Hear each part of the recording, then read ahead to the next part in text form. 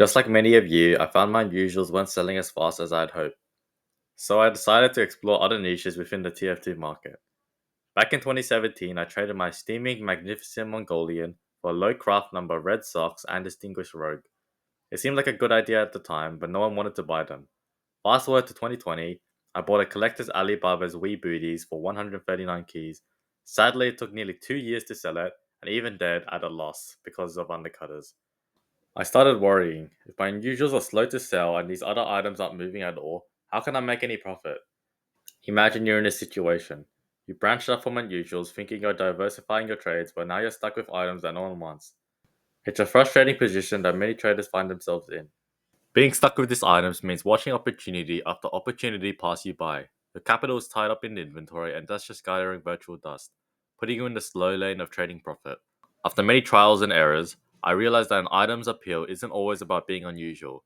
Non-unusual items can just be as hard, if not harder, to sell and aren't necessarily more profitable.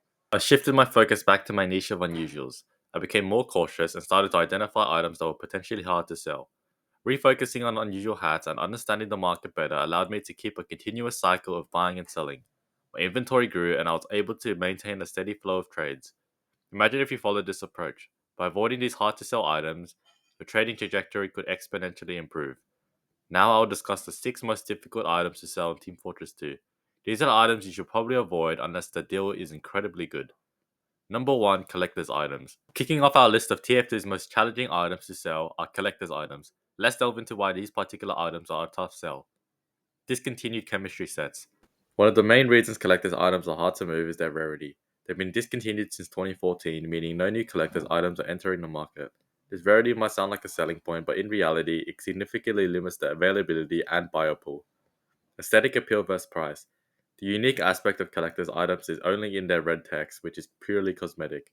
While this might appeal to some collectors, for most players, it's not enough to justify their high price tags.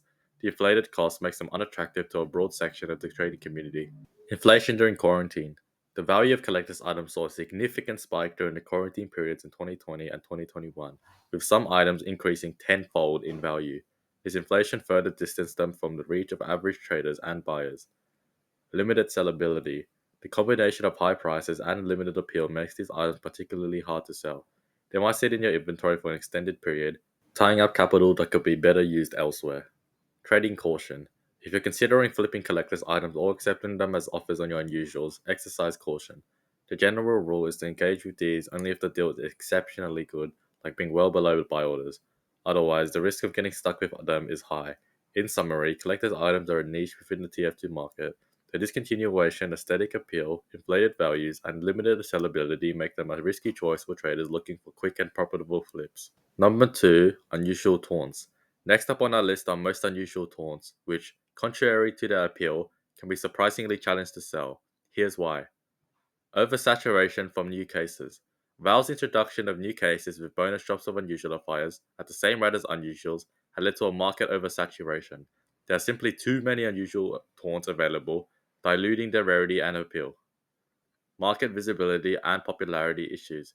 Even if you manage to find a niche with your unusual taunt effect when there's little to no competition, it doesn't guarantee a sale. Many of these taunts are unpopular to begin with, and potential buyers often opt for other items, leaving yours unnoticed. Flooded market for high value taunts. Contrary to what one might think, even the most expensive unusual taunts suffer from a flooded market of sellers who struggle to find buyers. The abundance of these items make it hard for any single seller to stand out. Selective sellability of taunts. While not all taunts are problematic to sell, the ones that do sell well are extremely specific. These are usually highly liked, unique taunts that don't face much competition or undercutting. However, even in these cases, the market needs to be favorable. Inflation of discontinued effects. Halloween 2016 effects, for instance, are among those that sell reasonably well, but even these have become inflated over time due to discontinuation. This inflation often leads buyers to seek more value effective options, sidelining these once coveted taunts. In summary, while unusual taunts might seem like an attractive investment, the market reality is quite different. The oversupply, coupled with varying levels of popularity and the challenge of standing out in a crowded market, makes them a risky venture for traders looking for reliable sales. Number 3, low craft numbers.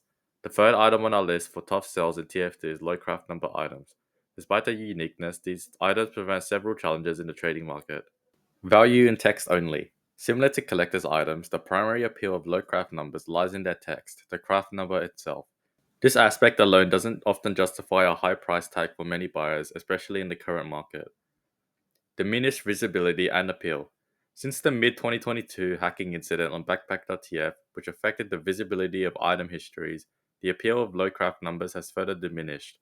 The inability to track and verify the history of these items has made them less desirable to collectors. Niche market of collectors. The market of low craft number items is incredibly niche.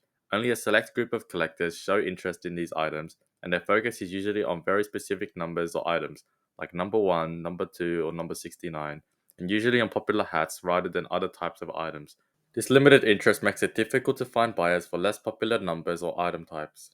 Challenges with specific numbers. If you have a low craft number item that isn't one of the popular numbers or isn't a popular hat, the chances of selling it at a good price or at all are quite slim. For example, a number 45 Distinguished Rogue might not attract any serious buyers as it doesn't fit the typical criteria that low craft numbers collectors are looking for. In summary, while low craft numbers can be unique and interesting, their market value and sellability are hindered by limited interest, the aftermath of the backpack.tf incident, and the very specific preferences of collectors. This makes them a challenging investment for traders looking for fluidity and profitability in their trades. Number 4, glitched items. Fourth on our list are glitched items, and here's a straightforward piece of advice. Avoid 99.9% of glitched item trades. Let's dive into why these items are more trouble than they're worth. Unique but not aesthetically appealing. Glitched items often have quirks like being tradable when they shouldn't be, uncraftable unexpectedly, or missing killstreak sheens. While these quirks make them unique, they don't offer aesthetic appeal, which is a significant driver of value in TF2. Collector's value and scarce supply. The value of glitched items is tied to a collector's perceived worth and their extremely low supply. However, this doesn't necessarily translate to high demand, as their appeal is incredibly niche. Types of glitched items. Some common types of glitched items include support granted items that are tradable against the norm, hats with kill streaks, strange normal weapons, items with post-life spells, and legacy paint. These items are rare but not widely sought after. Lack of market knowledge and visibility. Since backpack.tf and similar platforms are often unfamiliar with these items, there might be no dedicated pages or buyers for them. This lack of a safety net makes them a risky trade. Extremely limited audience. Perhaps the biggest challenge with glitched items is their audience size. It's estimated that maybe only 1 out of every 1,000 TF2 players even knows about these items, let alone interested in buying them. In summary, while glitched items have their quirks and can be fascinating to a very small group of collectors, their market is so limited and niche that they're virtually impossible to sell for most traders. The combination of their non-aesthetic appeal and the general lack of knowledge about them makes them a risky choice for anyone looking to maintain a fluid and profitable inventory. Number 5, expensive skin, excessive add-ons. Our final entry on the list of hard to sell items in TF2 is the complex category of expensive applied skins, often laden with numerous add-ons. These skins are not just costly, but also present several unique challenges in the trading market. High specificity and niche appeal. Skins and qualities like post-life spells, pink or assassin grade, and unusual effects, particularly energy orb, cater to very specific tastes. This high level specificity narrows the pool of potential buyers, as finding someone whose preferences align perfectly with these features is rare. No standardized pricing or visibility. One of the biggest challenges with these skins is the absence of standardized pages on platforms like backpack.tf. This lack of visibility and difficulty in estimating prices makes it hard for both sellers and buyers to gauge the item's market value. Cheaper, more appealing alternatives. Always, there are more affordable skins available that strike a better balance between aesthetics and cost. These alternatives can be more appealing to the broader market, overshadowing the higher priced, add-on heavy skins. Impact of wear levels on aesthetics. The wear level on these skins, particularly anything under minimal wear, can significantly affect their appearance. Skins with noticeable wear can be visually less appealing, further diminishing their marketability. High price versus limited demand. Despite their uniqueness and the added value from the various add-ons, the high price of these skins don't always translate to high demand. The combination of their cost, niche market, and the availability of more aesthetically pleasing and cheaper alternatives make them a hard sell. In summary, while these expensive applied skins with excessive add-ons can be intriguing for their uniqueness and rarity, their marketability is hindered by the specificity, high cost, limited appeal, and the challenges posed by pricing and item condition. This makes them some of the most difficult items to sell in the TF2 market. And there you have it, folks. A rundown of some of the toughest items to sell in the TF2 trading market. Remember, trading isn't about just what you buy, but also what knowing not to get stuck with. It's all about making smart choices that keep your inventory fluid and your trading game strong. If you've ever had your own trading challenges or experiences with any of these items, I'd love to hear them in the comments below. Your insights could help other traders navigate these tricky waters. Don't forget to hit the like button if you found this video helpful. It supports the channel and helps me make more content like this to you. For more tips, strategies, and trading insights, make sure to subscribe and turn on notifications. You won't want to miss out on what's coming next. Thank you for watching, and as always, happy trading. Stay savvy, stay profitable, and see you in the next video.